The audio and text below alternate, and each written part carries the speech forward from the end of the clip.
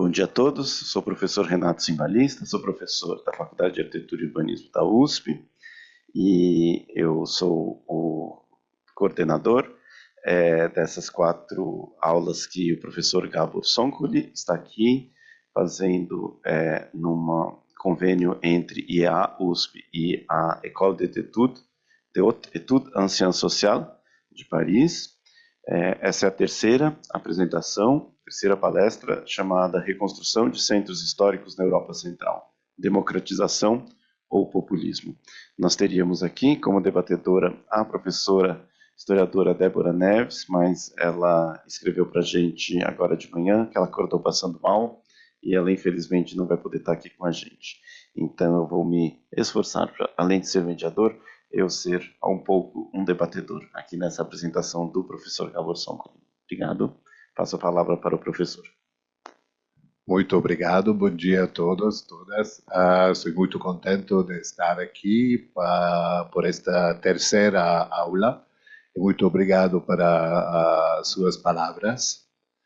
Então, hoje vou falar da minha região de nascimento, Europa Central, mas você vai ver que tem uma importância mais global desta questão que vou tratar.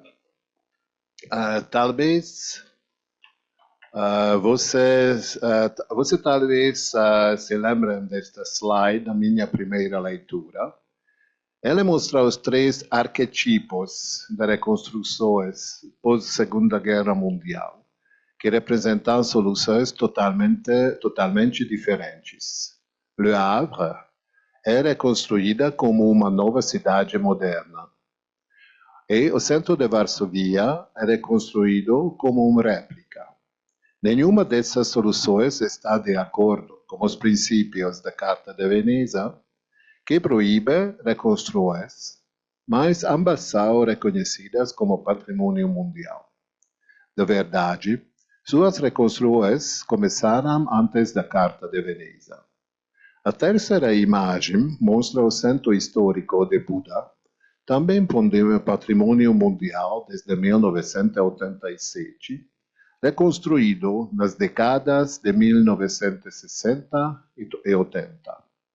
Essa reconstrução ocorreu após a Carta de Veneza, com especial atenção aos seus princípios, por parte de um escritório de proteção de monumentos e técnicas que se tornarão mundialmente reconhecidas e apreciadas nessas décadas. O resultado é um conjunto de edifícios historicamente correto, mas urbanisticamente surpreendente, que exibe fachadas em mosaico, preservando fragmentos dos vestígios autênticos.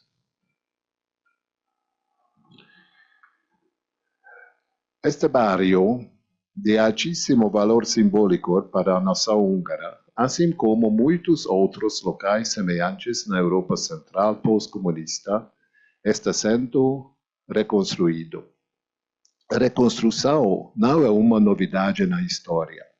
Na verdade, ela se torna necessária após construções que podem ser causadas por catástrofes naturais ou demolições provocadas pelo homem, como guerras. A reconstrução da Catedral de Notre-Dame após o incêndio de 2019 ou a remontagem da Torre da Basílica de Saint-Denis demonstram que os debates e os desafios relacionados à reconstrução de momentos prestigiosos continuam muito presentes em Paris. Além de Varsóvia ou Paris, mostro aqui o Teatro La Fenice em Veneza, o Centro Histórico da Alepo, da Síria, e a Universidade Corânica de Timbuktu, no Mali, todos patrimônios mundiais da Unesco e que foram ou serão reconstruídos de forma idêntica devido ao trauma que sofreram. A nova onda de reconstruções na Europa Central demonstra outro caso em que o trauma, a reconstrução da Segunda Guerra Mundial, foi resolvido nas décadas subsequentes, mas essas soluções não são consideradas adequadas atualmente. Assim, as reconstruções idênticas que estão ocorrendo agora também resultam na demolição das reconstruções anteriores, com arquitetura moderna, muitas vezes consideradas genuínas e obras-primas daquele período. Além disso, essas demolições têm uma mensagem não apenas estética, mas também claramente política. Servem para corrigir a história. Aqui, você pode ver alguns exemplos notáveis, como o Fórum, vou utilizar a luz vermelho, isso. A Berlim, a nova cidade Neue Altstadt, em Frankfurt.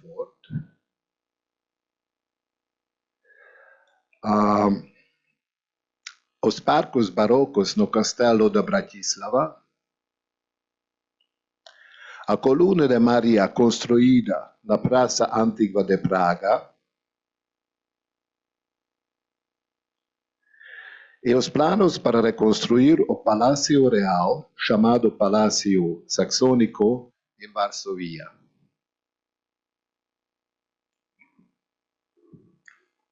Consegui isso a primeira vez.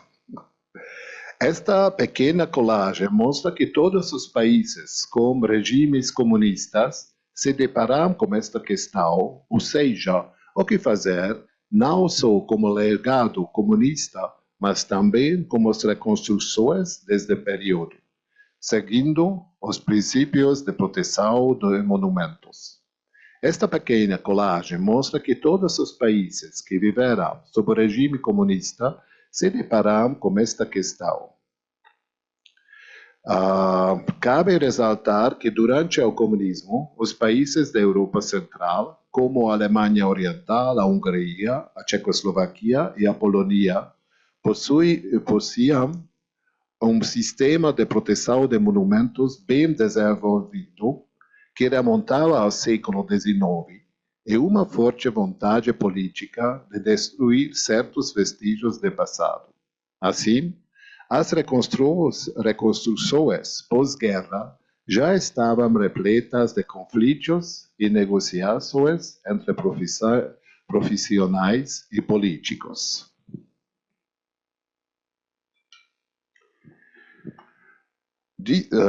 Dito isso, desejo concentrar-me nessas reconstruções pós-traumáticas atuais para compreender como os debates e intenções relacionados revelam os usos políticos e sociais do patrimônio urbano.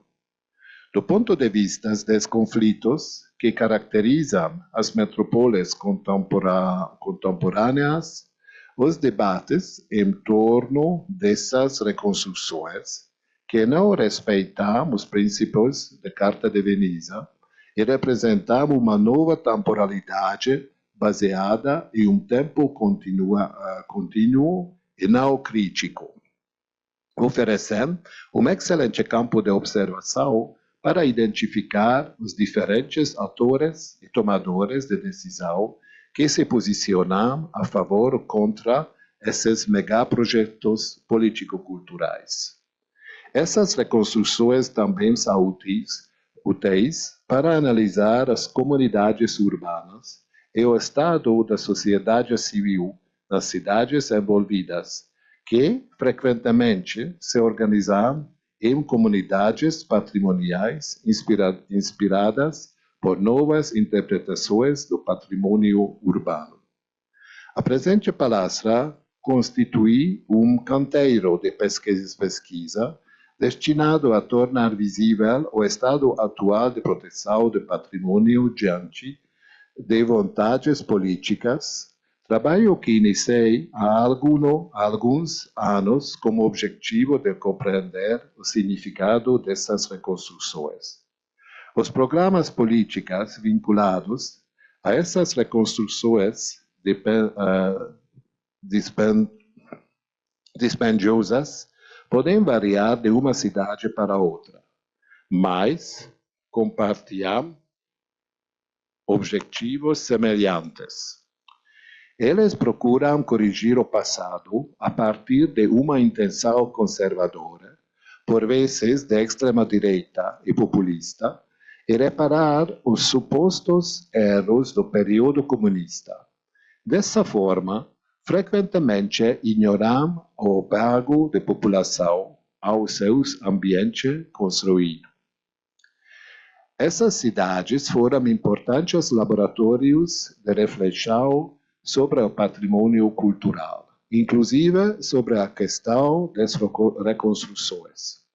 Elas constituem o terreno sobre o qual se fundamentara uma análise comparativa de adaptação dos diversos conceitos que progressivamente tornaram mais complexa a noção do patrimônio, tal como foi originalmente definida nos contextos anglófono e francófono, bem como no processo de sua normalização internacional pela Unesco. Essa reapropriação do patrimônio na Europa Central possui caráter ambivalente. Pode servir simultaneamente como instrumento de democratização ou de afirmação de tendências autoritárias. Enquanto na Europa Ocidental e nos países anglo-saxões o patrimônio parecia oferecer possibilidades de emancipação a partir dos anos 1970, no antigo bloco socialista, após 1989, ele passou a integrar projetos políticos frequentemente concorrentes, como o renascimento do nacionalismo, a integração europeia e o estabelecimento de governo de extrema-direita.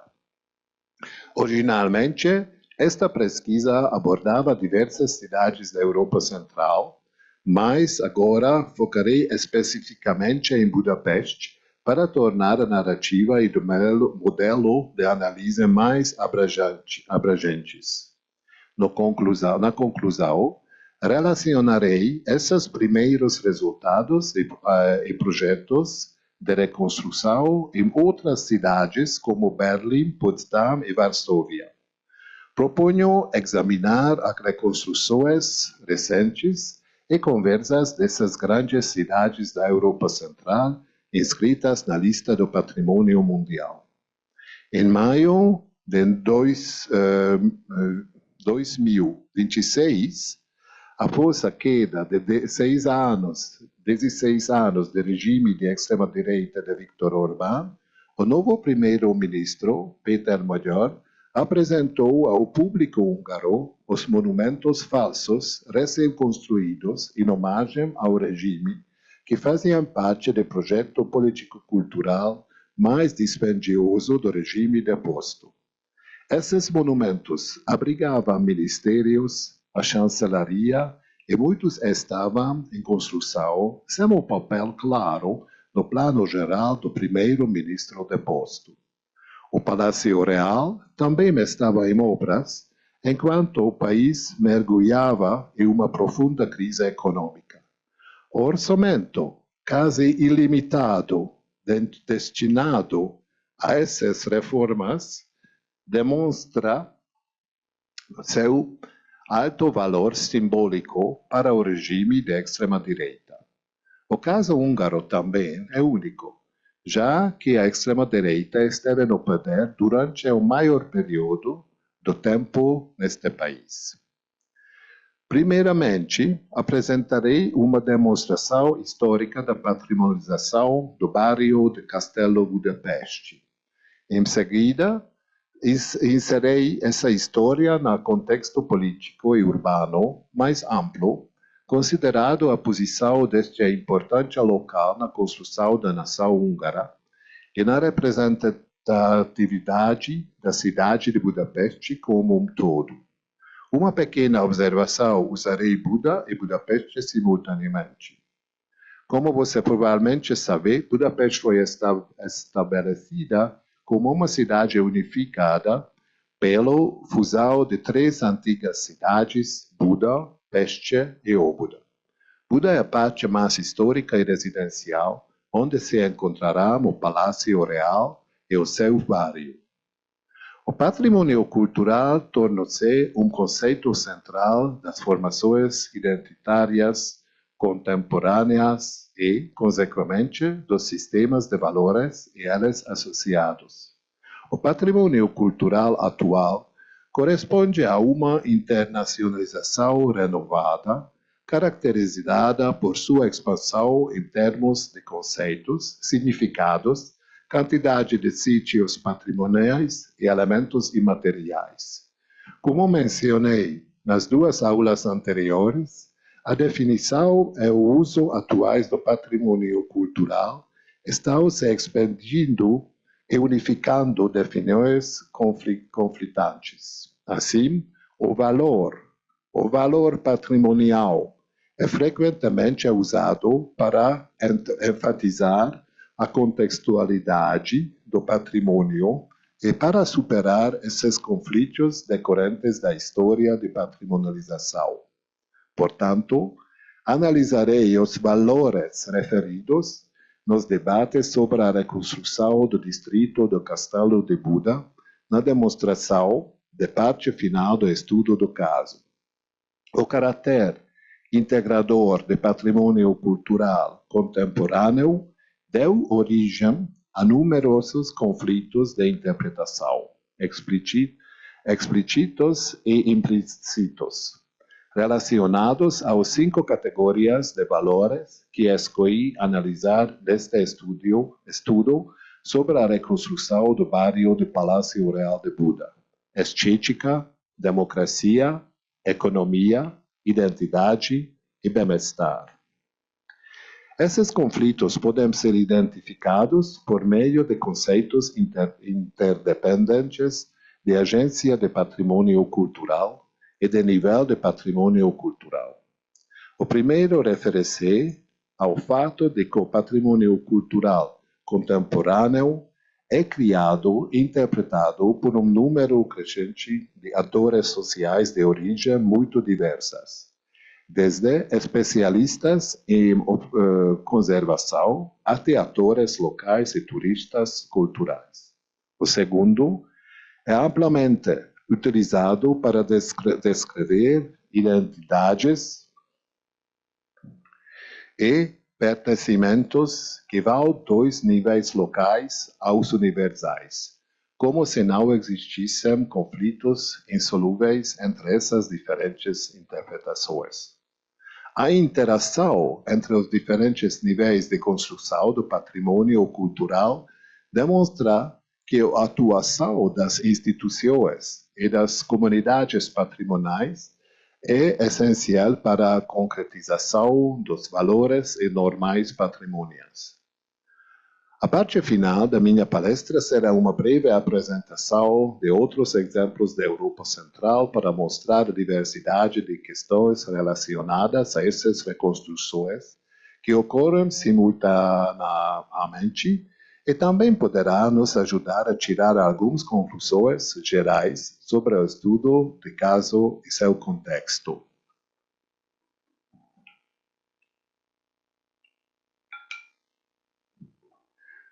Aqui você pode ver o Castelo Real em 4 momentos, representando 4 períodos. Buda foi a capital do Reino da Hungria na Idade Média. No início do século XVI, o país perdeu sua independência para o Império Otomano e para os Habsburgos, mantido até o século XIX. Assim, Buda também deixou de ser capital por séculos. Em 1867, após o compromisso austro-húngaro, o Império Habsburgo tornou-se a monarquia dupla austro-húngara na qual Budapeste se tornou a segunda capital depois da Viena. Em 1873, Budapeste foi unificada e em 1892 tornou-se uma capital real, no mesmo nível da Viena, e a renovação do distrito de Castelo começou sucessivamente para competir com sua co-capital mais prestigiosa e consolidada. Embora esplendidamente renovado, o Palácio Real foi habitado pelo rei apenas por alguns dias. Viena permaneceu o verdadeiro centro. Após a Primeira Guerra Mundial, a Hungria perdeu 2/3 de seu território e seu rei.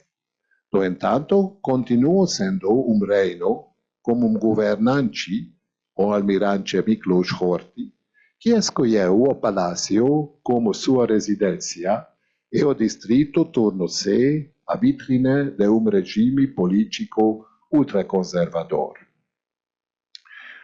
A segunda imagem. Durante a Segunda Guerra Mundial, Budapeste sofreu um cerco devastador, no qual o exército nazista tentou resistir ao máximo possível contra o exército vermelho soviético. O centro histórico foi catastroficamente destruído. E depois, a reconstrução começou lentamente após a guerra, visto que o regime comunista não dispunha de recursos e não tinha uma ideia clara de como utilizar este distrito representativo de classes que lhe eram estranhas, segundo sua ideologia marxista. O distrito foi particularmente reconstruído no final da década de 1980, com a queda do regime comunista. E no final, a Hungria recém-democrativa manteve o status quo de barrio por 20 anos, até que Viktor Orbán chegou ao poder em 2010 como um plano ambicioso para devolver ao barrio seu esplendor original, de acordo com seu gosto.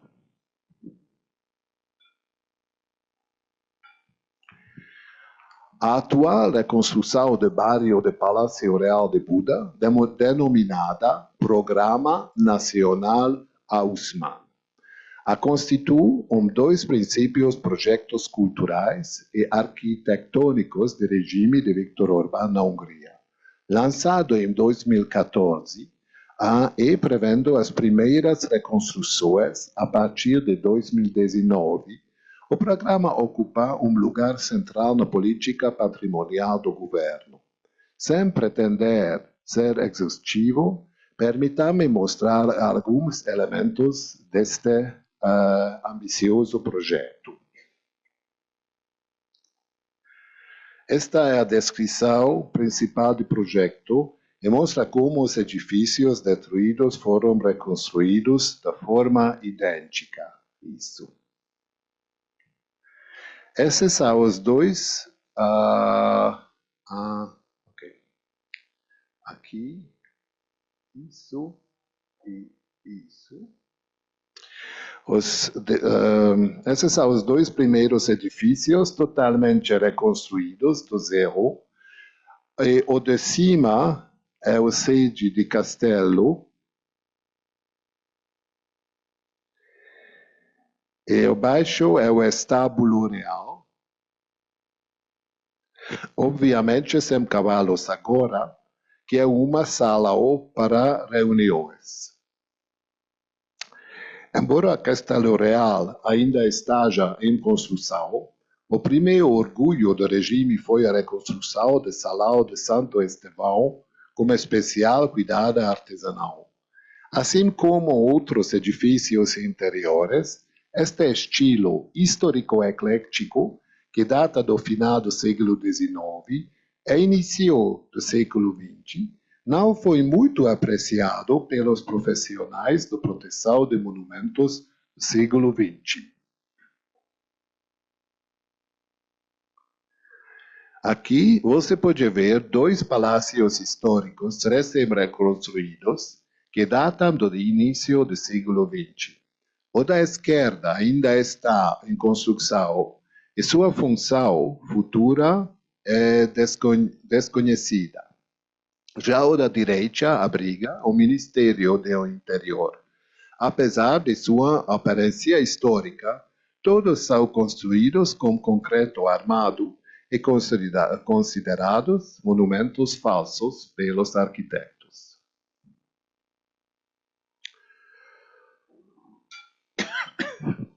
Então, o Programa Nacional Haussmann insere-se nos últimos 500 anos da história de Castelo de Buda, cuja trajetória confirma e, ao mesmo tempo, questiona as periodizações tradicionais da história político-húngara. Obviamente, existe uma vasta literatura sobre as reconstruções deste bairro. Permita-me resumir em sua história de acordo com três elementos: o contexto, as características do distrito de Palácio Real de Buda e a referência para o programa Haussmann. A história moderna do Castelo de Buda e seus usos políticos pode ser reunida nas seguintes fases. Entre 1867 e 1918, no contexto é o Império Austro-Húngaro, Budapeste torna-se capital imperial, embora não residência permanente de corte. A função de bairro foi centro do poder político, e a referência para o programa atual, que trata-se principal referência do programa. Seu objetivo é recuperar a imagem desse período. Alajos Haussmann foi o principal arquiteto responsável pela organização urbana do bairro. A segunda período, entre duas guerras, é contexto, do período entre guerras, sob o governo do regente Miklós Horthy, que passou a residir no local. A função do bairro foi sempre centro de poder político, e a referência para o programa de Orbán e continua sendo uma referência fundamental por representar o espaço onde o governante exerce simbolicamente o poder. Depois, o terceiro, depois da Segunda Guerra Mundial, é o regime stalinista e a elaboração de planos para reconstruir o bairro após sua destruição quase total durante a Segunda Guerra Mundial. A função de bairro sempre centro de poder político, seus planos, e funciona para o programa atual, e funciona como uma contra-referência devido às demolições realizadas após a guerra. Depois, especialmente depois da Revolução de 1956 contra a União Soviética, no contexto do socialismo de Estado e ao período de consolidação após a revolta, em 1987, o bairro foi inscrito na lista do Patrimônio Mundial como o primeiro sítio húngaro. Mas a função do bairro mudou e agora é um centro de cultura e ciência.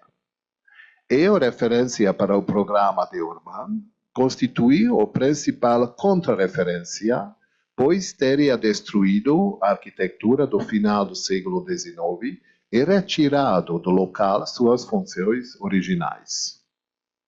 E depois, a período pós-comunista e democrático, o bairro continua a ser centro de cultura e ciência. E, por isso, para o programa atual, também é visto como uma contra-referência por ter preservado o caráter cultural do bairro e não ter promovido as reconstruções desejadas. E, no final, os anos 2010 até 26, o regime liberal de Viktor Orbán, de novo, o bairro se tornou um centro de poder político. e a reconstrução das duas primeiras fases históricas, tanto em sua função quanto em sua estética. Esta breve análise demonstra claramente que o regime de Orbán desejava restabelecer o caráter político de barrio e considerava todas as fases anteriores, democráticas ou autoritárias, como uma contra-referência.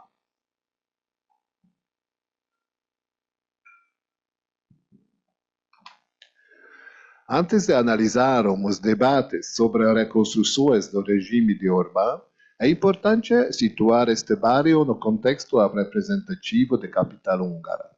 Como mencionei anteriormente, Budapeste, a vista sobre o Danúbio, tornou-se patrimônio mundial em 1987 e foi ampliada como a Avenida Andrássy, uma réplica des Champs-Élysées de Paris, em 2002. Em laranja, você pode ver neste mapa o território central do patrimônio mundial e a área em violeta é o território central e a área laranja mostra a zona tampão. Não é por acaso que os três espaços representativos mais importantes também se encontram nesse território. Elas estão marcadas como estrelas no mapa. Budapeste foi construída simultaneamente a partir do final do século XIX como rival de Viena e outra capital de monarquia dual e a gloriosa capital nacional dos húngaros. O ápice dessa vibrante construção ocorreu em 1896, quando uma grande exposição comemorou o milésimo aniversário da chegada das tribos húngaras ao território da atual Hungria. Esse evento redesenhou Budapeste e a transformou em uma capital verdadeiramente representativa. Não apenas a reconstrução da área de castelo data desse período, mas também a construção do prédio do parlamento e seus arredores, bem como a remodelação do parque de cidade, como exposição, como a Praça de Heróis, homenageando as glórias da história húngara. O triângulo representativo data desse período e é reutilizado por Orbán. Além de sua importância excepcional para a construção da identidade nacional húngara contemporânea, o programa é fundamental para a estratégia de desenvolvimento urbano do governo Orbán. Ele integra um conjunto mais amplo de projetos de reconstrução e renovação urbana em Budapeste, especialmente o triângulo formado a Praça Kossuth como parlamento e a bela Praça da Liberdade, o Parque de Cidade, que está sendo transformado em um grande parque museológico, alvo de fortes críticas de movimentos ambientalistas, e o próprio bairro de Palácio Real de Buda, concebido como o ápice de poder, tanto do ponto de vista morfológico como político. Então,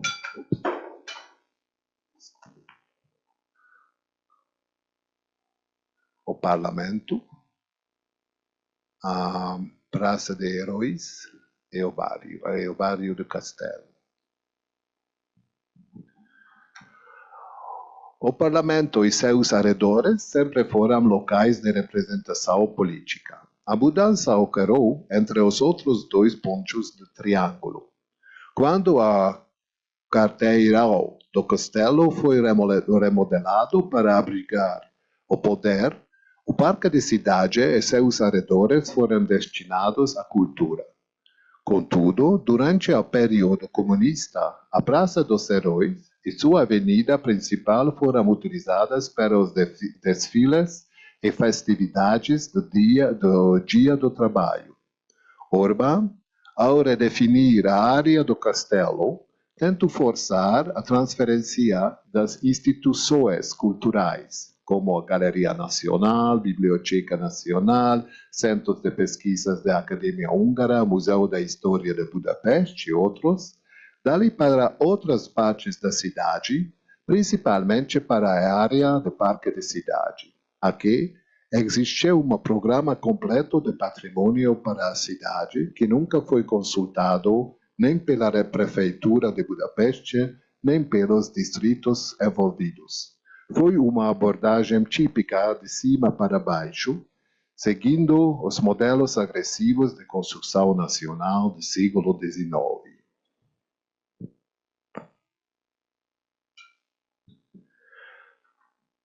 A última parte desta análise procura demonstrar como as diferentes opiniões podem ser identificadas num período de grande repressão.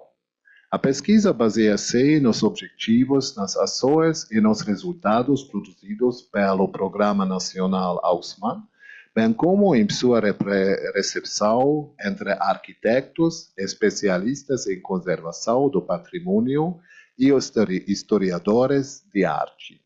Aqui, devo insistir no fato de que o regime de Orbán fechou o escritório húngaro de proteção de monumentos em 2006, após uma existência de mais de 130 anos, a fim de se livrar do controle profissional da preservação do patrimônio e torna-la totalmente domínio dos políticos.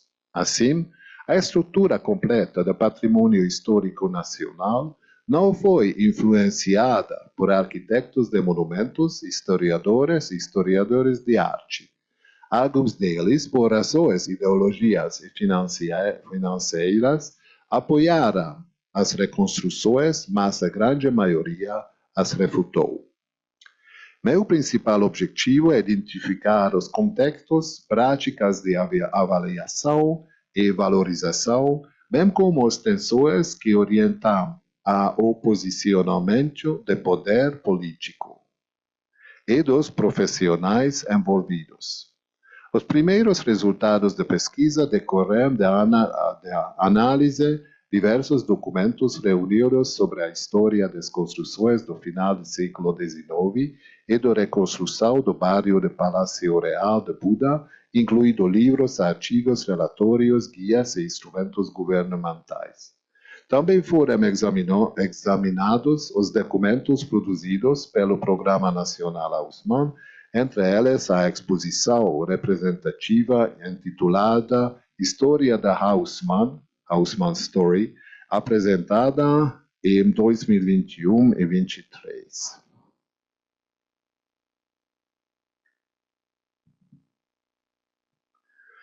Para esta palestra, concentrei-me especialmente em um debate organizado pelo jornal digital independente húngaro Telex, realizado logo após a conclusão dos dois primeiros edifícios reconstruídos em 2021.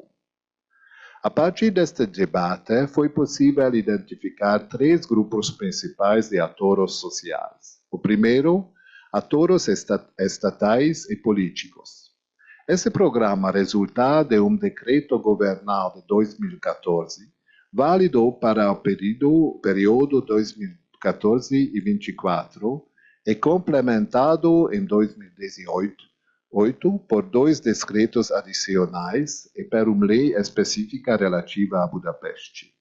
A reconstrução do bairro de Palácio Real constitui uma prioridade de regime urbano. O projeto é administrado pela chamada Guarda de Palácio, uma organização sem fins lucrativos criada pelo governo em 2018 para coordenar o desenvolvimento regional integrado. Segundo grupo são arquitetos especializados em patrimônio histórico e historiadores de arte.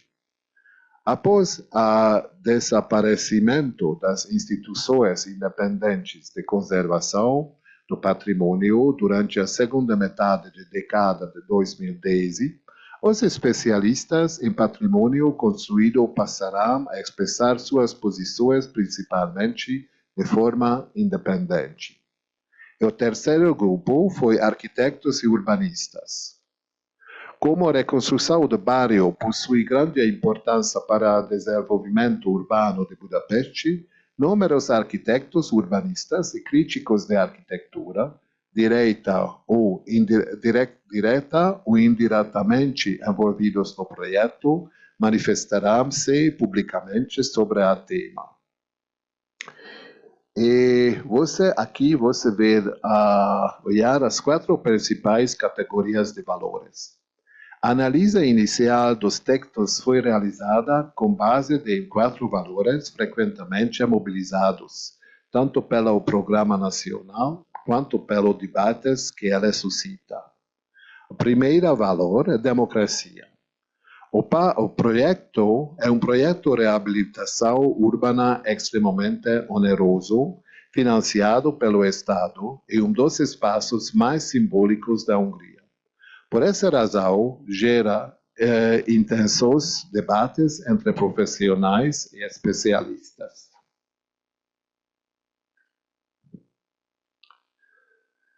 Segundo a descrição oficial do programa, citação, colocamos a abordagem humana e comunitária no centro de todos os nossos conceitos de desenvolvimento. Fim de citação.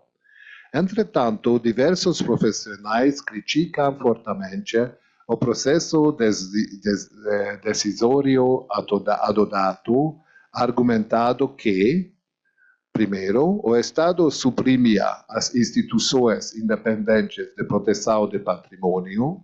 Segundo, não houve consulta significativa a urbanistas e especialistas em conservação. O terceiro, os recursos financeiros foram direcionados em reconstruções sem consulta às administrações municipais do primeiro distrito de Budapeste ou a prefeitura do capital. E último, o programa não foi objeto de debate público amplo, nem de processos efetivos de participação social. Para alguns observadores, o caráter pouco democrático da reconstrução do bairro reflete o fracasso da democratização da arquitetura pública e da conservação patrimonial na Hungria após a queda do bloco soviético. A segunda valor é a autenticidade. A autenticidade constituiu o valor central da conservação patrimonial desde o século XIX. Ela foi formalizada na Carta de Veneza e consolidada como princípio fundamental do patrimônio material pela Convenção do Patrimônio Mundial. Por essa razão, aparece como referência central nos debates, embora com interpretações muito distintas. Segundo os críticos, a reconstrução atual contrária aos princípios clássicos de conservação patrimonial. A conservação é admitida, a reconstrução só deveria ocorrer em casos excepcionais e os acréscimos deveriam ser claramente identificáveis. Já os promotores e defensores do programa de Orbán interpretam a autenticidade de forma diferente. Para eles, ela resulta de combinação entre atmosfera urbana, unidade estilística, em oposição a um patchwork de diferentes períodos históricos, e elementos emocionais como fé, nostalgia e ilusão.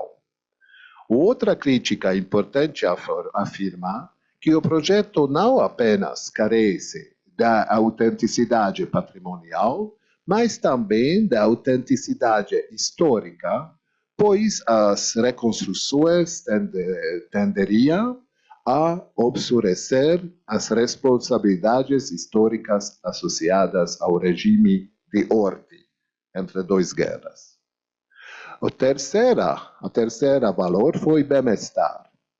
Durante os anos 1970, O bairro de Palácio Real de Buda transformou-se em um importante polo cultural.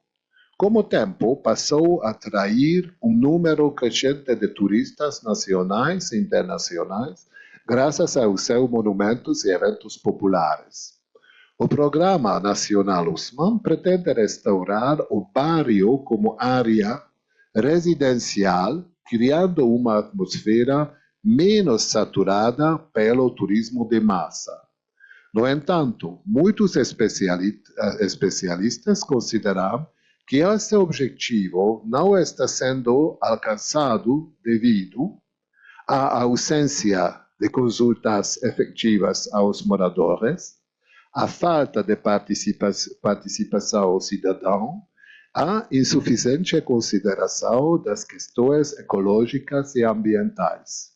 Além disso, argumenta-se que o debate público sobre a utilização dos recursos estatais deveria ser considerado como elemento fundamental do bem-estar coletivo. E a última valor foi estética. O valor estético dos edifícios revela os conflitos entre o gosto dos profissionais da arquitetura e o gosto do público em relação à arquitetura moderna. Como as reconstruções implicam a eliminação de edifícios e intervenções do século XX, especialmente do período socialista, o papel da arquitetura moderna, sua valorização pública e sua instrumentalização política tornam-se temas inseparáveis. As categorias utilizadas pelas especialistas como arquitetura verdadeira versus arquitetura falsa, peças originais versus cópias, não coincidem necessariamente com as categorias utilizadas pelo público, que tendem a opor arquitetura tradicional versus arquitetura moderna, arquitetura familiar versus arquitetura original.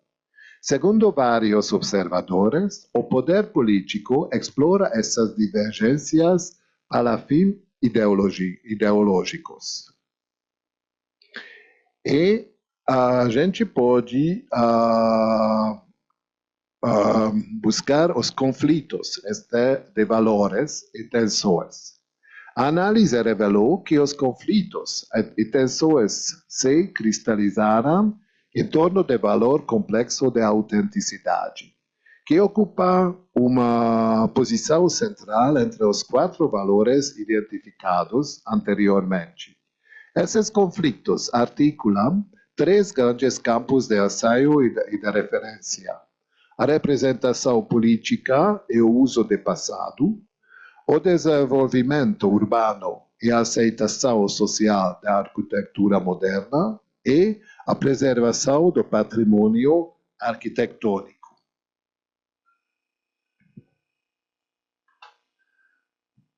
Aqui, a instrumentalização política versus liberdade profissional e acadêmica. As diferentes interpretações da autenticidade são vistas como indicadores das práticas políticas dos diversos autores, isto é, da maneira como utilizam a sociedade como referência. A questão fundamental torna-se a seguinte: a reconstrução do bairro de Palácio Real de Buda é realizada para a sociedade ou como a sociedade. Sob uma determinada perspectiva, a reconstrução representa uma tentativa de corrigir a história conturbada da Hungria do século XX, reparando as feridas deixadas pela Segunda Guerra Mundial e pelo comunismo, além de restaurar a atmosfera urbana considerada autêntica do final do século XIX.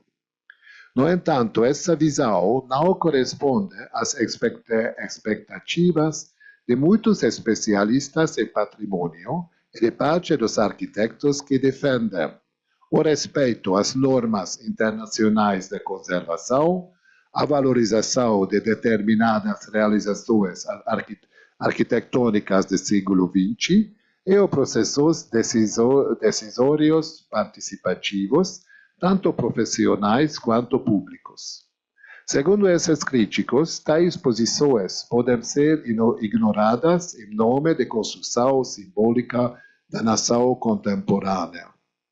O debate reflete uma série de conflitos profundamente enraizados.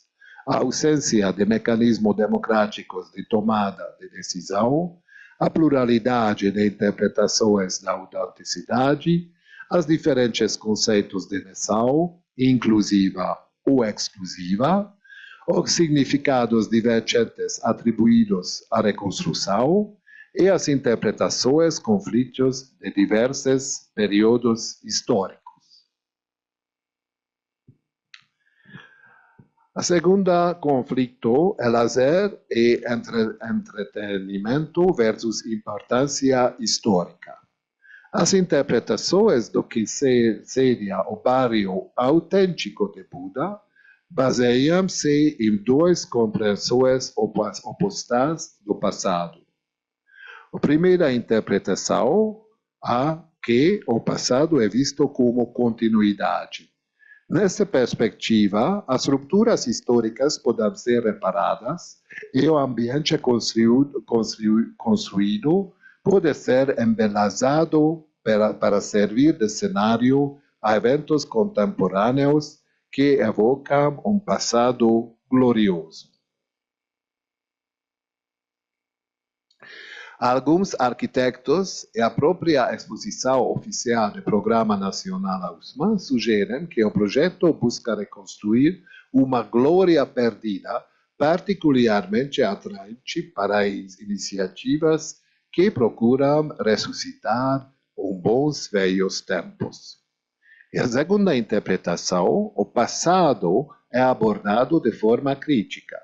Essa visão procura identificar rupturas históricas e demonstrar mitos e ilusões, preparando uma presente no qual sejam consideradas as implicações ecológicas das intervenções arquitetônicas e a reflexão crítica sobre o chamado patrimônio difícil ou sombrio, em inglês, dark heritage. O conflito não reside necessariamente nos objetivos dessas duas abordagens, mas na forma como são instrumentalizadas. Essa instrumentalização reproduz a oposição entre discurso profissional e discurso populista observada anteriormente. E o último conflito entre boa arquitetura e má arquitetura. As noções de boa e má arquitetura são construções intelectuais utilizadas para justificar diferentes posições nos debates sobre a preservação da arquitetura moderna, a autenticidade patrimonial e o gosto e aceitação do público. Essas categorias variam de acordo com os atores sociais e os contextos históricos. Por exemplo, a arquitetura do final do século XIX não era valorizada durante as reconstruções do pós-guerra do bairro de Buda, sendo então considerada uma má arquitetura a partir dos anos 1990. Entretanto, ela passou a despertar interesse entre historiadores de arte. Na década de 2010, tornou-se digna de reconstrução aos olhos do poder político. Já a arquitetura moderna da segunda metade do século XX nunca obteve ampla aprovação do público húngaro, cujas preferências arquitetônicas permanecem fortemente tradicionalistas.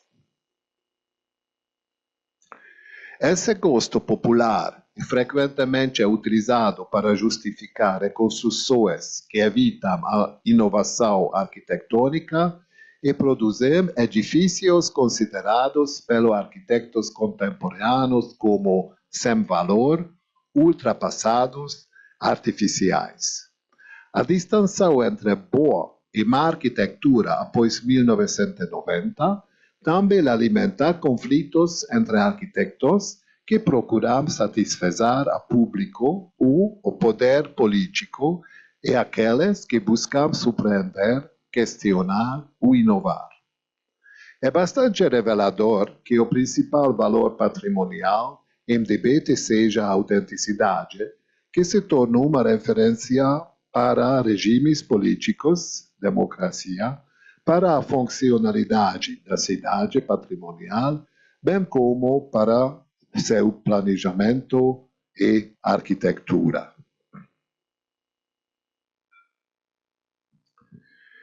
Antes de apresentar a conclusão geral, como prometido, gostaria de mostrar brevemente, muito brevemente, alguns outros exemplos da Europa Central para demonstrar a escala sem precedentes das reconstruções atuais de bairros históricos.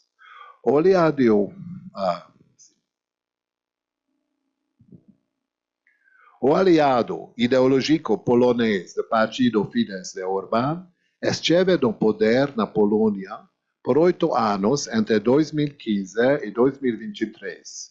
Embora Varsóvia, a capital polonesa, tenha um contexto urbano totalmente diferente de Budapeste. É uma cidade moderna, com o arranha-céu mais alto da União Europeia e muitos edifícios altos. A extrema-direita, no entanto, também planejou reconstruir o Palácio Real destruído na Segunda Guerra Mundial. O Palácio Saxônico, construído originalmente no século XVII, serviu como sede do Estado-Maior das Forças Armadas Polonesas após a Primeira Guerra Mundial. Grande parte do palácio foi destruída pelo exército alemão após a revolta de Varsóvia de 2044. Localizado no centro histórico da cidade, o Palácio Saxônico era um símbolo de Varsóvia pré-Segunda Guerra Mundial e um elemento central do Eixo Saxônico Real, um projeto urbanístico do século XVIII, que constitua um espaço público representativo composto pelo Palácio Saxônico e pelo Jardim Saxônico. Cerca de 85% dos edifícios de Varsóvia foram danificados ou destruídos durante a Segunda Guerra Mundial. Após a guerra, toda a cidade velha foi reconstruída, mantendo sua forma original. Em 2021, a presidente apresentou um plano para reconstruir o palácio, que recebeu o apoio do então governo do partido Lei e Justiça. De acordo com os planos, o edifício reconstruído seria usado para abrigar escritórios e instituições públicas, incluído o Senado. O partido Lei e Justiça perdeu as eleições há 3 anos. Portanto, este plano está suspenso e não se sabe se algum governo assumiria o risco de um projeto constante e contraditório. A Alemanha nunca teve um governo de extrema-direita desde a Segunda Guerra Mundial.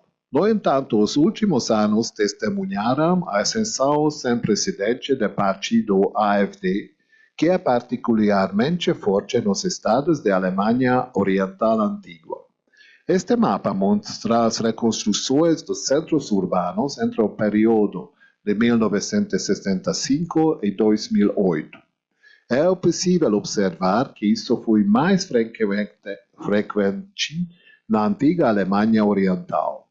Gostaria de apresentar brevemente 3 exemplos para demonstrar os conflitos e os riscos dessas intervenções urbanas cada vez mais populares. Na verdade, somente 2 exemplos. A reconstrução do antigo Palácio Real dos Hohenzollern, inaugurado como Forum Humboldt em 2021, apresenta-se oficialmente como um projeto de recuperação do patrimônio histórico de Berlim. No entanto, essa iniciativa levanta questões fundamentais sobre a forma como a Alemanha escolhe representar o seu passado. Ao reconstruir a fachada de uma residência associada à monarquia prussiana e à dinastia de Hohenzollern, o projeto privilegia uma visão estetizada da história, ao mesmo tempo que minimiza a reflexão crítica sobre o papel político ou simbólico desta instituição. A demolição do Palácio da República, edifício erguido pela RDA no local do antigo palácio, reforça igualmente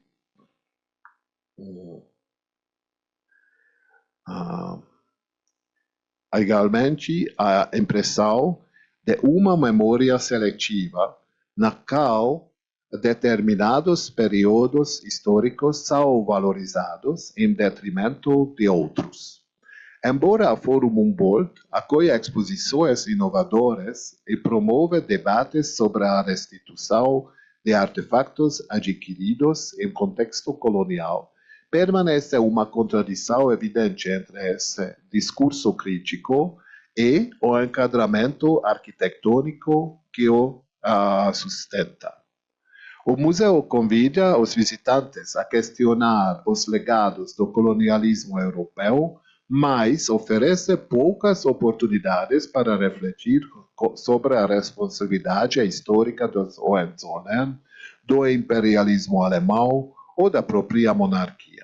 Assim, o edifício corre o risco de transformar-se num símbolo de reconciliação superficial com o passado, onde a celebração do patrimônio nacional prevalece sobre uma análise aprofundada das estruturas de poder que molduram a história alemã e europeia.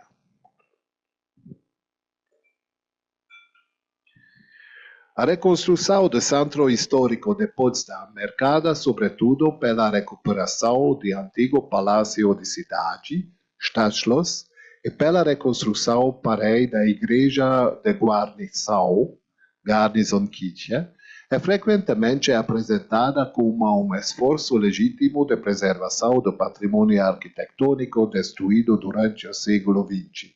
No entanto, esses projetos suscitam debates profundos sobre a relação entre memória e política. Ao restaurar edifícios intimamente associados à monarquia prussiana e às tradições militaristas alemãs, as autoridades locais parecem privilegiar uma narrativa histórica centrada na grandeza arquitetônica e cultural da Prússia, relegando para segundo plano uma reflexão crítica sobre os aspectos mais controversos desse legado. A destruição de edifícios erguidos durante o período de RDA para dar lugar a essas reconstruções reforça igualmente a ideia de uma memória seletiva, na qual certas camadas da história são consideradas mais dignas de preservação do que outras. Embora os defensores desses projetos argumentem que a reconstrução contribui para a recuperação da identidade urbana de Potsdam, os seus críticos questionam a mensagem simbólica transmitida por essa repressão ao passado. A reconstrução da Igreja da Guarnição, por exemplo, é particularmente polêmica devido à sua associação ao chamado Dia de Potsdam de 1933, quando a aliança entre as elites conservadoras e o regime nazi foi publicamente encenada naquele local. Nesse contexto, a valorização do patrimônio histórico não pode ser desassociada das responsabilidades políticas e morais ligadas aos edifícios reconstruídos. Ao privilegiar a restituição de monumentos emblemáticos sem promover debate suficientemente aprofundado sobre os seus significados históricos, Potsdam corre o risco de transformar o passado num objeto de contemplação estética em vez de o encarnar como campo de reflexão crítica sobre a história alemã. Como podem ver, o Igreja de Guarnição não é apenas uma reconstrução de uma igreja perdida, mas tem profundo impacto em todo o centro que foi reconstruído durante o comunismo e agora está destinado a ser demolido contra a vontade da sociedade local. Existem muitos palácios, outros momentos, que estão sendo reconstruídos às custas da destruição de conjuntos habitacionais centrais da época comunista. Como demonstrar os três casos analisados, Alemanha, Hungria, Polônia, o nível nacional do discurso sobre o patrimônio cultural é particularmente complexo, pois pode incorporar narrativas tão contraditórias quanto a da diversidade cultural inclusiva e de nacionalismo mais tradicional e excludente. O papel das instituições nacionais na construção do discurso contemporâneo sobre o patrimônio, bem como na seleção e interpretação de seus sítios e elementos, amplamente influenciado pelos discursos políticos vigentes em cada país. O caráter inclusivo do patrimônio cultural pode promover valores reconhecidos de diversidade cultural e direitos culturais em escala nacional, como demonstra o museu instalado no Fórum Humboldt. Por outro lado, a redefinição de identidades nacionalistas pode levar à instrumentalização desse mesmo discurso patrimonial por programas populistas, utilizando uma interpretação distorcida da participação pública e hostil às abordagens críticas do passado. Os projetos de reconstrução do Palácio Sassão em Varsóvia ou do bairro histórico de Buda ilustram este fenômeno. Essas construções identitárias possuem sempre uma temporalidade própria, que pode gerar conflitos quando são simultaneamente históricas, isto é, construídas a partir de rupturas temporais, e patrimoniais, ou seja, fundamentadas na ideia da continuidade, embora frequentemente perceba como ameaçada.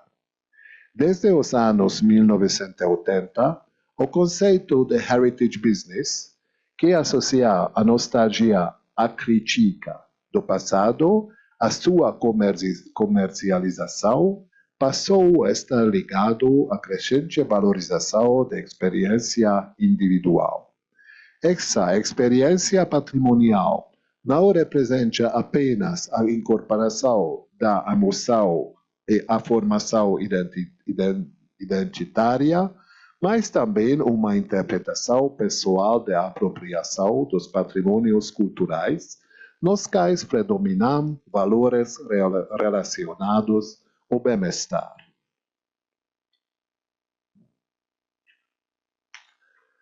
O patrimônio contemporâneo pode, assim, combinar uma proteção altamente seletiva dos monumentos, baseada na autenticidade, com reconstruções populares ou populistas, valores estéticos, expressando valores coexistentes vinculados a diferentes níveis de construção patrimonial e identitária. Os aspectos políticos e sociais dessas reconstruções são particularmente reveladores para compreender o estado atual de preservação do patrimônio construído. Mais amplamente, a atual centralidade patrimônio cultural, em toda a sua complexidade contemporânea, permite interpretar essas reconstruções como indicadores privilegiados dos programas políticos em vigor de sua recepção social e profissional. Na Europa Central, o caso húngaro constitui provavelmente um exemplo extremo devido à natureza do regime político instalado desde 2010 por 16 anos até abril deste ano. No extremo oposto encontra-se o caso do Fórum Humboldt em Berlim, onde especialistas e profissionais foram convidados a participar do processo de redefinição e complementação do palácio parcialmente reconstruído. O caso de Varsóvia ocupa uma posição intermediária em razão de mudanças políticas ocorridas recentemente. Ainda não é possível prever como os ambiciosos e dispendiosos projetos de reconstrução serão desenvolvidos no futuro. Ali, não está em jogo apenas um monumento ou um bairro delimitado, mas todo um centro histórico que afeta diretamente a moradia de milhares de habitantes. Embora a extrema-direita nunca tenha estado no poder na Alemanha desde a Segunda Guerra Mundial, todas as reconstruções em dezenas de cidades alemãs desde a década de 1970, especialmente após a reunificação, foram orquestradas por autores políticos de extrema-direita. Gradualmente, essas intenções foram aceitas por todo o espectro político, com exceção da extrema-esquerda. Era a única maneira de garantir o apoio financeiro necessário para esses projetos de alto custo. Como demonstram os três casos analisados, o discurso nacional sobre patrimônio cultural é particularmente complexo, podendo incorporar discursos tão contraditórios quanto os de diversidade cultural inclusiva e aqueles da natureza mais nacional, tradicional e inclusiva. O papel de instituições nacionais de construção do discurso atual sobre patrimônio, bem como da seleção e interpretação de seus sítios elementos, é amplamente influenciado pelos discursos políticos contemporâneos em seus respectivos países. A natureza inclusiva do patrimônio cultural pode carregar os valores reconhecidos de diversidade cultural e dos direitos culturais em nível nacional, enquanto a redefinição das identidades nacionalistas pode levar à exploração desse mesmo discurso sobre patrimônio cultural por uma agenda populista, instrumentalizando uma abordagem participativa que é mal interpretada e hostil a perspectivas críticas sobre o passado, como demonstrado pelo plano de renovação do Palácio Saxo.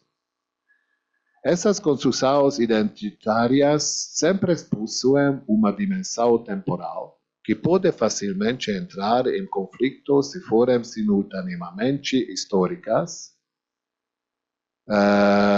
e patrimoniais, consideradas dentro de uma estrutura reforçada pela continuidade, mas frequentemente ameaçada. Desde a década de 1980, em nível global, os casos da Europa Central não são de todo excepcionais. Centros históricos semelhantes ou até mais inovadores criados em Dubai, na China ou na Rússia. O que é particular nesses casos é que essas reconstruções destroem os resultados e também os princípios dos regimes de patrimônio anteriores, bem estabelecidos nesses países desde o século XIX. Aqui sugiro que um novo quarto regime pode ser identificado, caracterizado pelo fato de sua ascensão não distinguir entre países europeus e não europeus, ou ocidentais ou não ocidentais, mas mais importante por regimes políticos. Outro elemento novo é uma definição de patrimônio pelo conceito de bem-estar e por uma abordagem popular ou populista de estética. Como vimos nas aulas anteriores, a autenticidade é uma noção fundamental que interliga valores culturais, sociais, políticos e existenciais em debates intermináveis. Como vimos nas aulas anteriores, a autenticidade noção fundamental e esses debates não se restringam à identidade definida em diferentes níveis de referência, do global ao individual, mas também ao poder político que molde fortes reivindicações geopolíticas. Muito obrigado pela sua atenção.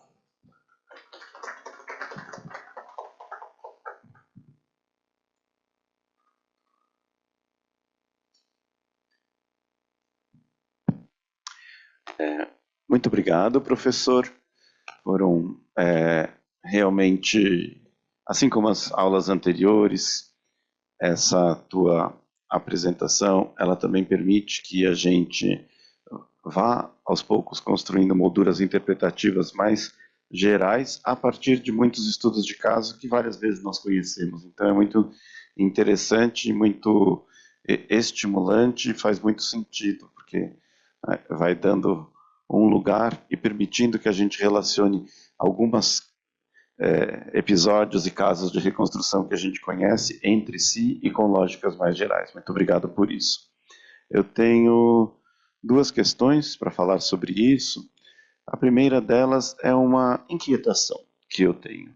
Uma inquietação que eu tenho comigo mesmo a respeito desses casos de reconstrução. Assim como todos nós que vemos de ambientes mais progressistas, nós aprendemos, e talvez influenciados consciente ou inconscientemente pela Carta de Veneza, que processos de reconstrução são processos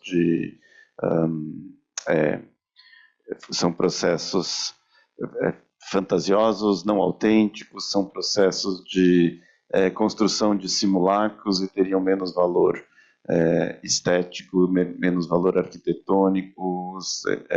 Nós, como arquitetos e urbanistas, gostamos de classificar os casos de intervenção como casos de burrice, de ignorância, quando, do meu ponto de vista, quando a gente faz isso, nós estamos sendo os burros e os ignorantes, porque nós perdemos a possibilidade de entender o debate em suas próprias lógicas. Frequentemente, quando arquitetos e urbanistas, não sei exatamente sobre outras disciplinas, mas os debates onde eu estou inserido, chegam nos debates a respeito da reconstrução, eles chegam tarde demais no debate, quando toda a articulação de forças políticas a favor da reconstrução já foi feita e só nos sobra comentar a reconstrução. Comentar normalmente dizendo isso, isto é, de baixa qualidade, isso é burro, isso é direita e assim por diante. Isso é uma forma também da gente, nós arquitetos e urbanistas, nos legitimarmos, não nos legitimarmos, nos situarmos fora dos verdadeiros debates a respeito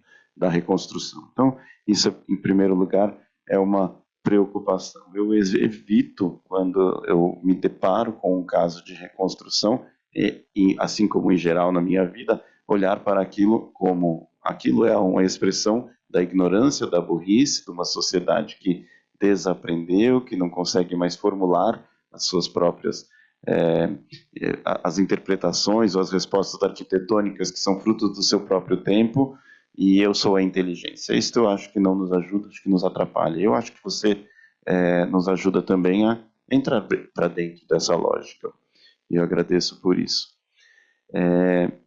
Também, um pouco relacionado com o que eu estou falando, eu tenho uma inquietação também.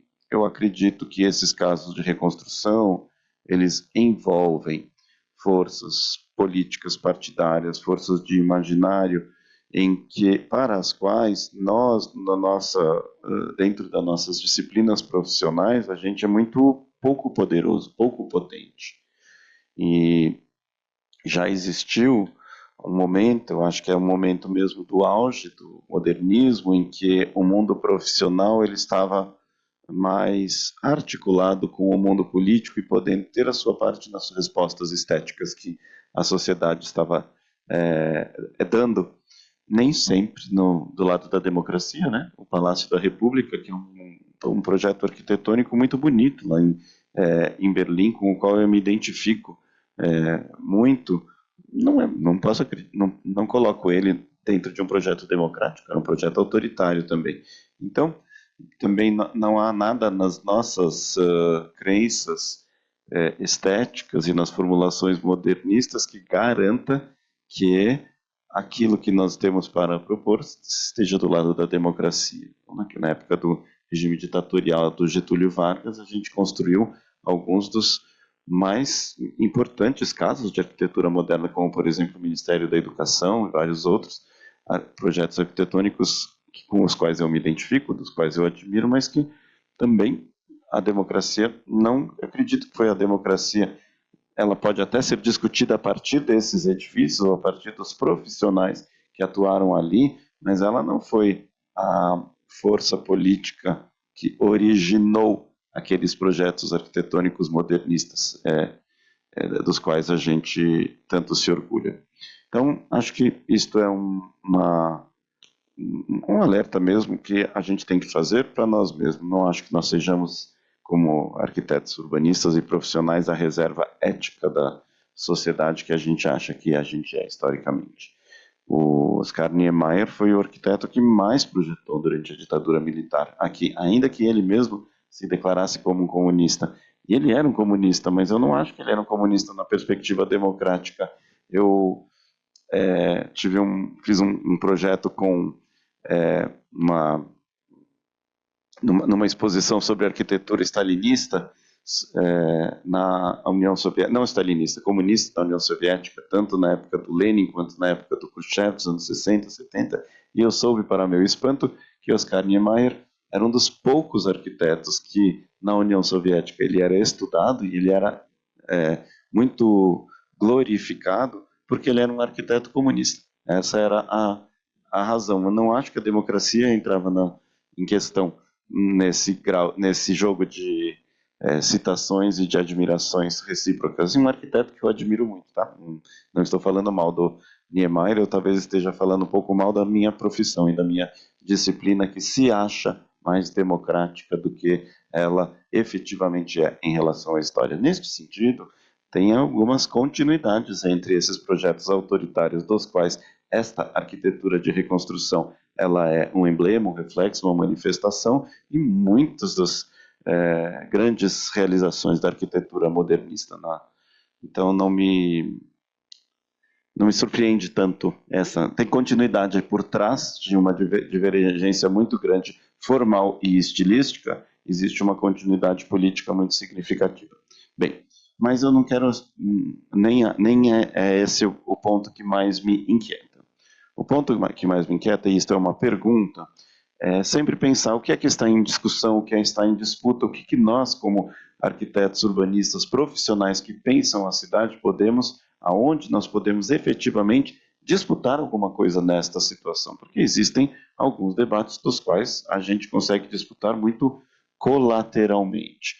E um deles, que talvez seja aquilo que mais me inquieta, nossa sociedade, ela é uma sociedade que vem a passos muito rápidos, esquecendo o como fazer, esquecendo como construir uma arquitetura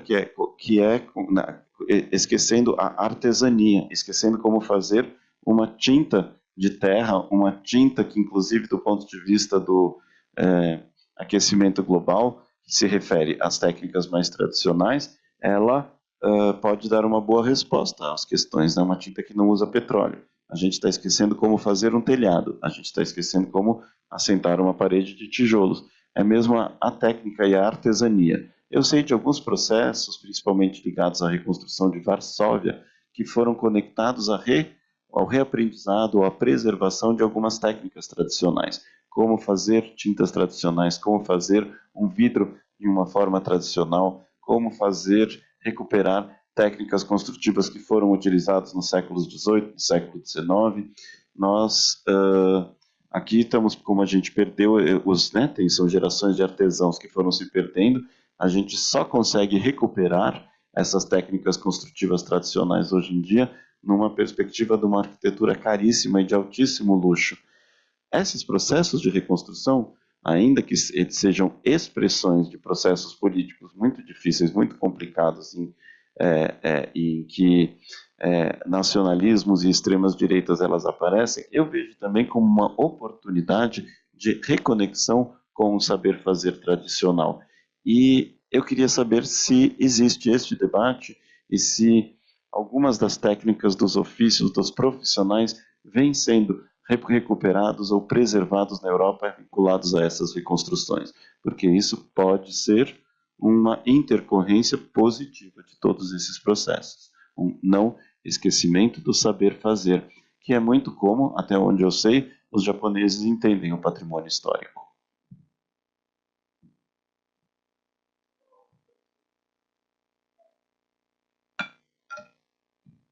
Muito obrigado pelas questões muito importantes e compartilho essas inquietações. Acho que é muito importante de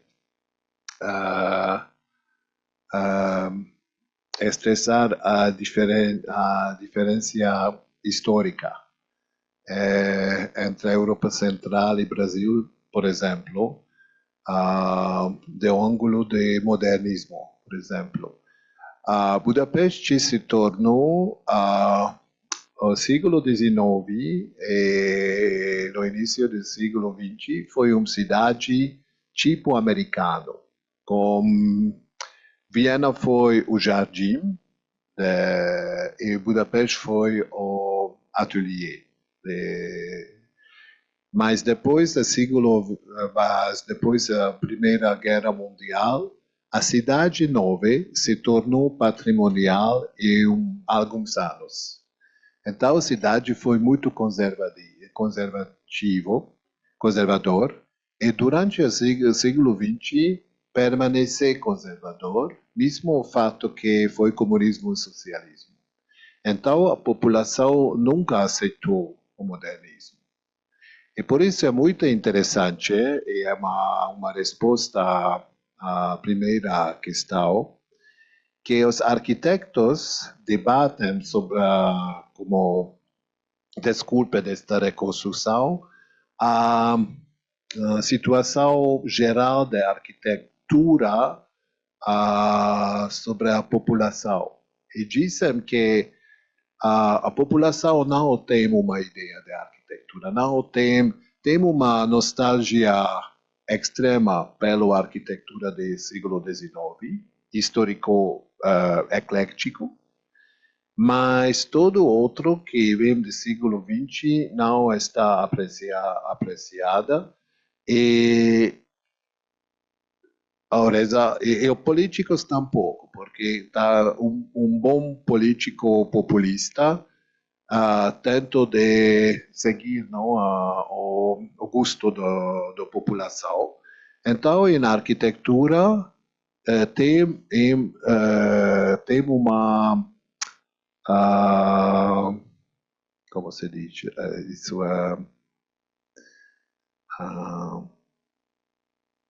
nível não tem inovação, não querem, como você disse, não quer fazer artefatos, quer somente satisfazer este gosto muito medíocre. Então, agora em Hungria, não somente em Hungria, desde 20 anos, a Europa Central tem uma arquitetura medíocre, sem a intenção de mostrar um gênio arquiteto, porque essa é considerada como a esquerda. Gênio arquitetura da esquerda, e a direita extremo quer o gosto popular. O gosto popular não quer coisas importantes. E é um problema de arquitetos agora, por isso tem esta boa e má arquitetura, mas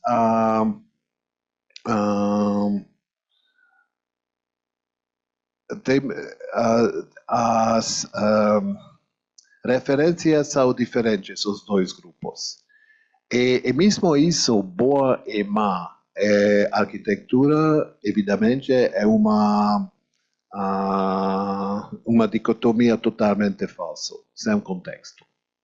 Mas é muito importante, por isso, a liberdade de arquitetos é muito ameaçados, e os políticos usam isso para usar os arquitetos por objetos políticos. É uma grande problema. Então, esta mediocria. É verdade que os arquitetos não podem e não querem conseguir seus próprios voz neste debate. E a segunda questão,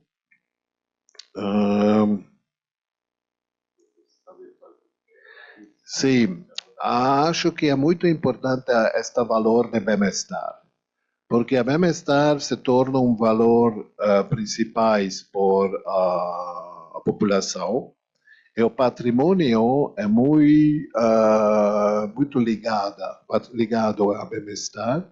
O bem-estar nestas cidades se diz também lutar contra o turismo de massa, porque as cidades europeias centrais se tornam museus com turistas, mas acho que não pode.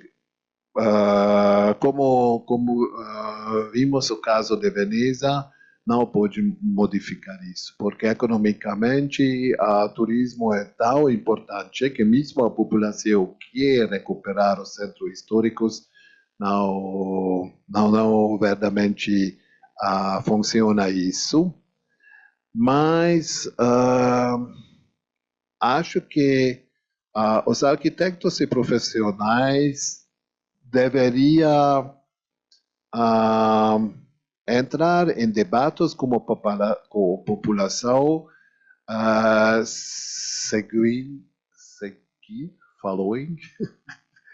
seguintes esses valores, porque esses valores falam, seguindo esses valores, por esses valores aparecem por a população.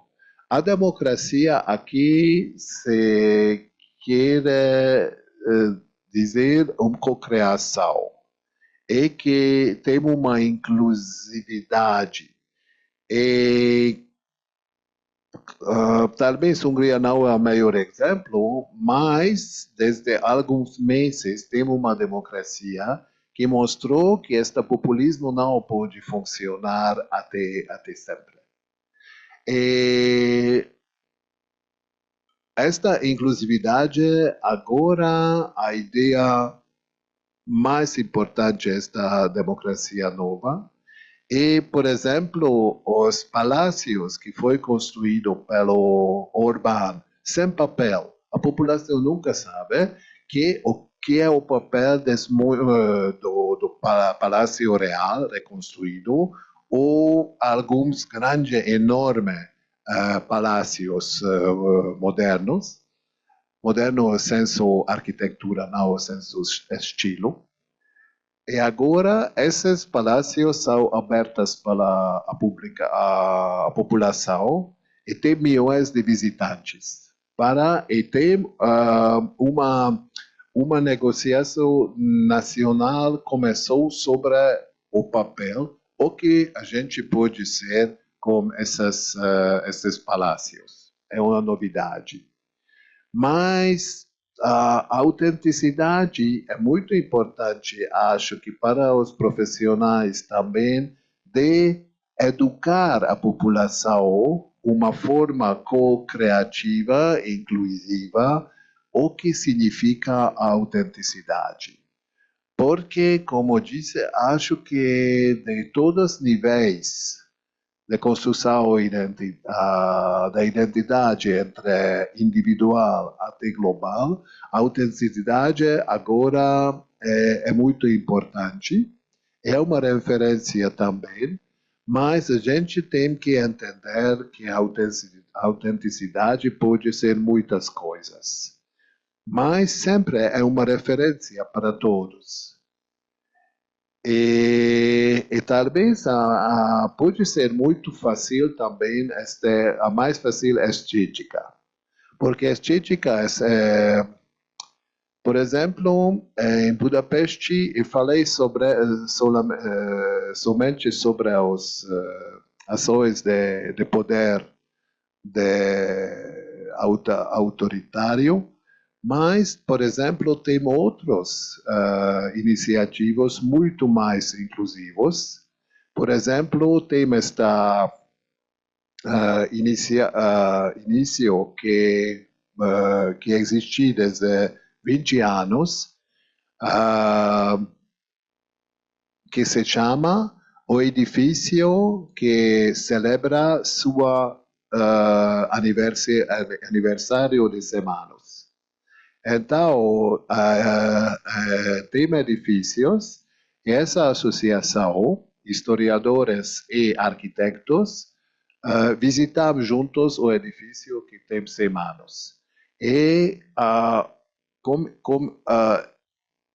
o tempo, os edifícios são mais modernos, mais novos, Bauhaus, entre guerras, e é um programa muito popular porque a gente pode visitar os moradores, o edifício tem como um aniversário, uma festa de edifício. Essa funciona muito bem, que a população aprende a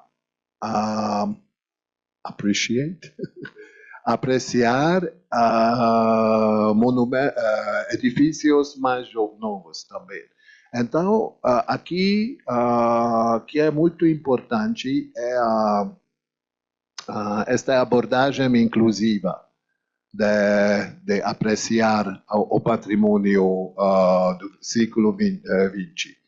E por isso, talvez muito menos ao Brasil, mas a Europa tem um enorme patrimônio do século XX que não tem papel como uma população que descresce agora. E tem um arquiteto francês que escreveu um livro sobre isso, que o projeto mais importante do século XXI para a Europa é demolição arquitetural. E porque tem muito mais edifícios que necessitam, que precisamos. E a maioria dos edifícios são construídos com concreto e é muito difícil de preservar. E não tem muito intenção tampouco, mas é uma possibilidade para negociar juntos a população e os profissionais arquitetos que podem, alguns edifícios modernos construídos de concreto, que pode ser preservado e por quê. E outros têm que ser demolidos, mas também a seleção entral deveria ser de uma abordagem inclusiva. Porque tem uma última ideia, que os edifícios antes do século XIX têm aceitação geral, que eleição de patrimônio, mas o século XX, que é mais evidente nas cidades, pode ser preservar como patrimônio unicamente esta abordagem inclusiva, que é co-criativa entre a população e os profissionais. Então, os profissionais arquitetos também são forçados de entrar em negócio como população. Então, este arquiteto do século XX, no contexto de preservação patrimonial, não pode funcionar mais.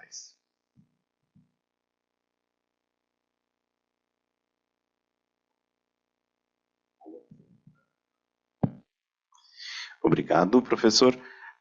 Temos uma pergunta que veio pelo nosso e-mail da professora Ana Lana. Obrigada pela palestra e reflexões. Como avançar na questão da diferença de gosto entre arquitetos e especialistas de um lado e a população de outro lado, mencionada em sua fala? E se esta tensão entre arquitetos e especialistas de um lado e a população de outro é possível de ser relacionada com as apropriações da direita no campo da memória e do patrimônio? Algo que acho que você já mencionou na sua fala anterior, mas é um pedido da professora para você responder isso. Mais ou menos, acho que falei sobre isso, mas muito obrigado pela questão. É muito importante, talvez, não somente de ângulo dos arquitetos, mas também os arquitetos dos monumentos, porque o momento, por exemplo, quando o Urbano e o poder extremo-direito fechado o escritório de profissionais, não foi somente a falta de poder do extremo-direito, mas a gente tem que, em Hungria, não foi uma reflexão crítica sobre os arquitetos que é a diferença entre monumento e patrimônio. Na verdade, a palavra de patrimônio chegou no final dos anos 1990, quando o primeiro governo de Orbán mudou o nome de ministro de Cultural, ministro de Patrimônio Cultural, uma expressão que até este momento não existia em Hungria. E depois, durante 15, 20 anos, os arquitetos de monumentos se dizem que não é possível, não é crítico, mas a mesma ideia de uma reflexão comum, porque o monumento é reemplaçado, substituído pelo patrimônio, não ocorreu. Somente depois o momento quando o poder fechou seu escritório. Então, agora, acho que é muito importante que não somente que profissionais arquitetos não deveriam considerar somente que o poder pode fazer ameaçar a independência dos arquitetos profissionais da mesma academia, mas talvez tem que seguir as mudanças sociais também. E por isso, o patrimônio é muito importante, porque se o patrimônio, a esta forma holística, é tão presente na sociedade, tem uma razão por isso.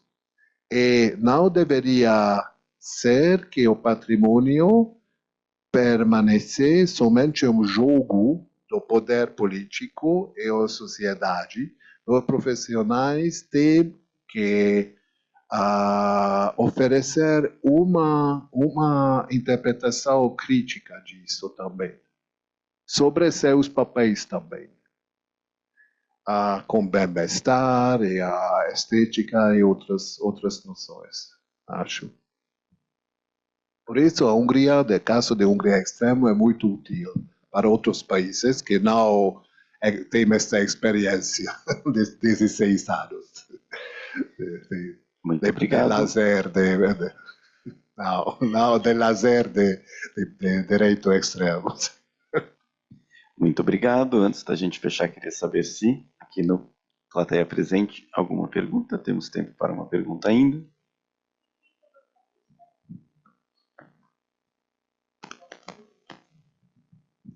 Obrigada, Gabor, por sua aula.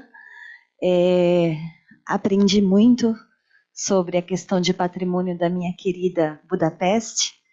É uma curiosidade que tem a ver com patrimônio, mas talvez patrimônio e memória, e patrimônio, memória e política. E são questões relacionadas, primeiro, aos monumentos. Então, nós vemos em Budapeste ainda que Kossuth continua vivo, não é? Não sei se você sabia, mas na Revolução Praieira, aqui no Brasil, em 1849, fizeram um jornal chamado Kossuth, em homenagem às revoluções. Mas eu não vejo nem nos topônimos e em monumentos sobrevivências da história do comunismo. Isso me chama muito a atenção na Europa Central, de modo geral. Por exemplo, em Leipzig, eles mudaram nomes de ruas e eu sempre brincava, bom, pelo menos a Rosa Luxemburgo sobreviveu às mudanças dos nomes de ruas e avenidas. E eu me lembro que nos anos 90, começo dos anos 2000, houve um filme alemão muito emblemático chamado Adeus Lenin, no qual uma estátua de Lenin ela saía voando, não é? Justamente porque ela tinha sido retirada da Berlim Oriental. Então, como você é de Budapeste, viu essas mudanças, como você, e também é historiador, observa essas múltiplas mudanças históricas, políticas e de regimes e a sua relação com a memória da cidade, tanto nos monumentos quanto na nomenclatura das ruas e das praças. Em relação aos livros, e já vou concluindo, é interessante porque nas minhas viagens eu sempre compro edições do Manifesto Comunista. E é claro que Praga, Budapeste, Viena, eu sempre as procurei. Em Praga, em 2013, me disseram que não havia mais nenhuma edição nova, que não se reeditava mais Marx em Praga, depois da Revolução. Foi então que eu aprendi que Revolução era o nome que se dava a 1989, que também era na minha cabeça uma mudança de perspectiva, não é? E em Budapeste eu tive que procurar muito nos sebos, ainda encontrei belas edições. E na Romênia também era um trabalho de sebos e não de reedições. Então o que eu via nos livros, né, em relação à circulação da literatura marxista, me parecia que se transpunha também para as ruas, para os monumentos e para uma ideia de cidade. Então, é um comentário, mas também eu acho muito importante ouvir a sua experiência e a sua visão disso. Muito obrigada. Muito obrigado pela questão, é muito relevante. Como disse, talvez a primeira aula, patrimônio liga história, ciência histórica e memória. Então, patrimônio pode satisfazer as duas abordagens ao passado. História como crítica e memória como emocional e pessoal. Talvez não eu falei sobre isso, mas é muito importante que esta parte da Europa tive muito traumas, Primeira Guerra Mundial, Segunda Guerra Mundial, revoluções, e tem sempre trabalho de luto que nunca acabou. E trabalho de luto se encontrado de segunda, terceiro. E por isso, essas cidades, inclui Budapeste, têm estradas de luto, de memória, e por isso é muito difícil de interpretar de mudanças de regime somente historicamente.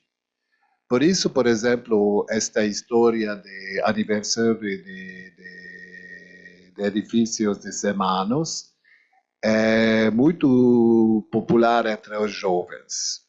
E os jovens atual adoram a período comunista, porque eles não foi presente, claro, esta época, e para eles esta época de inclusividade é a esquerda, porque para minha geração, agora é muito difícil de pensar em geração, e normalmente utilizamos as gerações dos Estados Unidos, no Gen Z. Não sou não sou seguro com certeza que esta divisão de gerações determinado pela história dos Estados Unidos é relevante para todos os outros países, mas é verdade que as gerações são importantes. Então, para a minha geração, mudar os nomes das ruas depois da Revolução ou a mudança política pós-comunista foi evidente. Muitas ruas, o nome Lenin, Marx e outro desaparecido em Budapeste e outras cidades em alguns anos. E foi muito grande debate como chama uma avenida. Por exemplo, a avenida do museu agora, você conhece? Antes foi Avenida Mussolini e antes foi Avenida Mehmet, que foi sultano otomano. Então, não é, é como a melhor exemplo foi a Praça Moscou. Agora, porque disse que Moscou é uma cidade, não é da União Soviética, e o regime urbano, que foi muito pró-Rússia, mudou o nome, e agora tem uma praça que tem um nome de um ministro de dual monarquia. Então, sempre é muito interessante como colocar a memória e a história juntos de uma cidade. Porque é verdade que os historiadores e outros profissionais do passado querem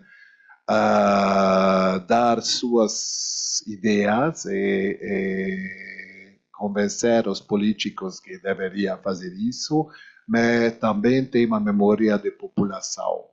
E talvez o melhor exemplo disso que foi os monumentos, estátuas de socialismo, de comunismo, e cada país, cada cidade tinha outra polícia de tirar essas estátuas. Muito dizem que a gente tem que destruir eles porque somente é uma muito mal memória de colonização soviética, mas a Budapeste a decidido de fazer um parquinho, uma interpretação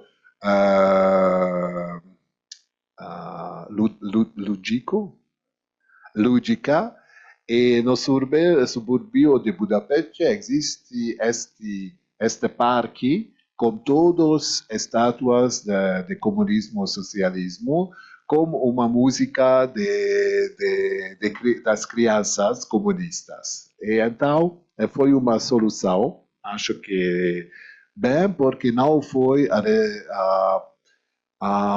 é o problema de continuidade histórica, ou interpretar o passado e rupturas criticamente. Esse exemplo de interpretar o passado, seguir rupturas,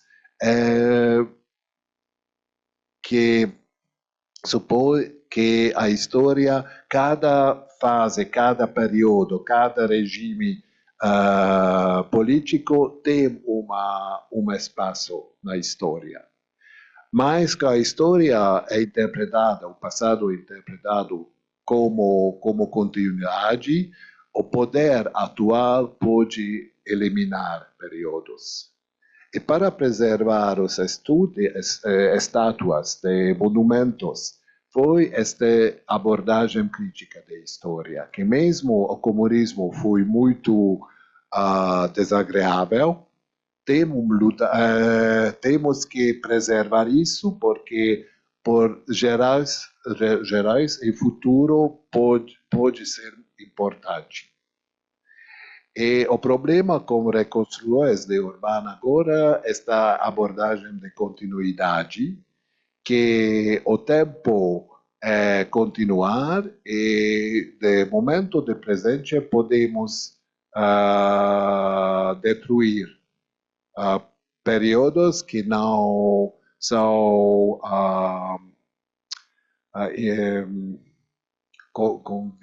conviviais ou confortáveis, conviviais, confortáveis à ideologia atual.